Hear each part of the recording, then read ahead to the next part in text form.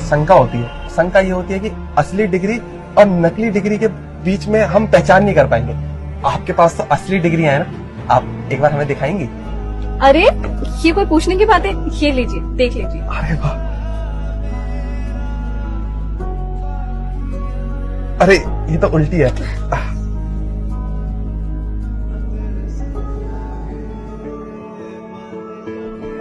हाँ मैडम जी, अंग्रेजी में कितना अच्छा अच्छा लिखा हुआ है इसमें।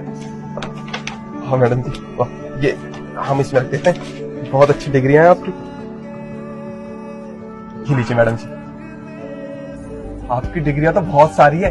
लगता है आप पढ़ने में बहुत होशियार थी। जी गार्ड भैया, मैं पढ़ने में बहुत होशियार थी। मैं अपने कॉलेज में हमेशा अव्वल आती थी, टॉपर थी।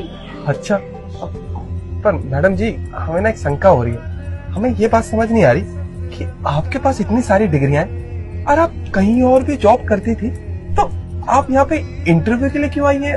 आपको समझ नहीं आया?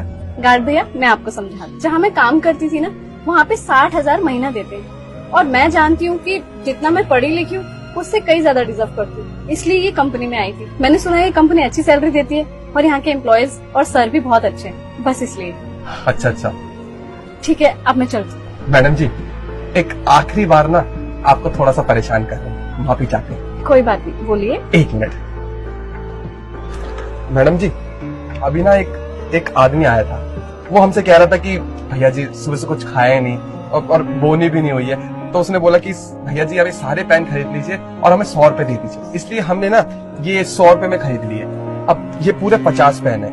आप एक काम कीजिए ना, ये पेन आप खरीद लीजिए और हमें 100 रुपए दे दीजिए। भैया मैं आपसे ये पेन तो ले लूंगी, लेकिन 100 रुपए में नहीं, 150 रुपए में।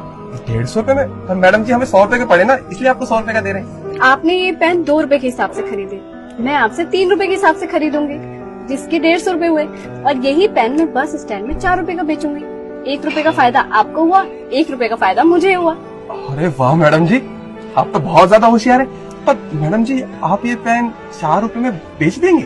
हाँ, जो अभी आप डिग्री देख रहे थे ना, वो मेरी मार्केट स्किल के लिए थी, इसलिए तो मैं टॉपर थी। अच्छा, अब मैं चलती हूँ। नमस्ते सर, ये आपने मेरे कपड़े क्यों पहन रखे हैं? अरे वो मेरा मन किया इसलिए मैंने पहन लिया।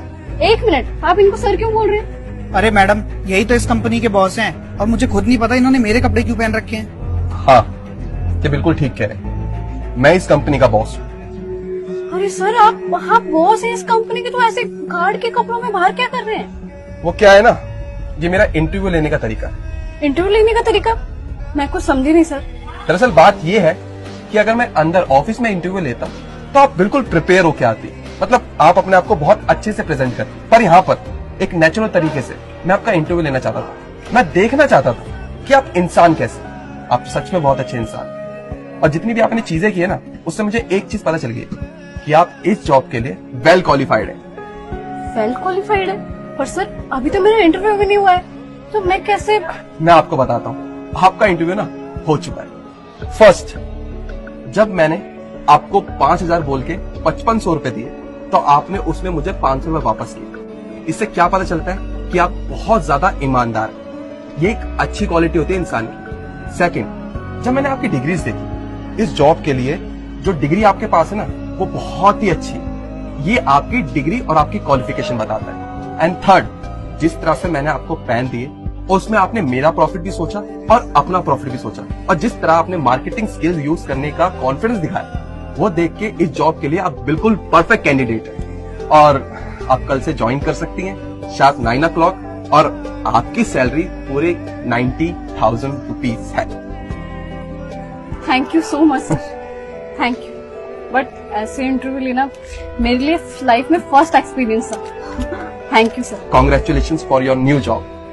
Thank you. Most welcome.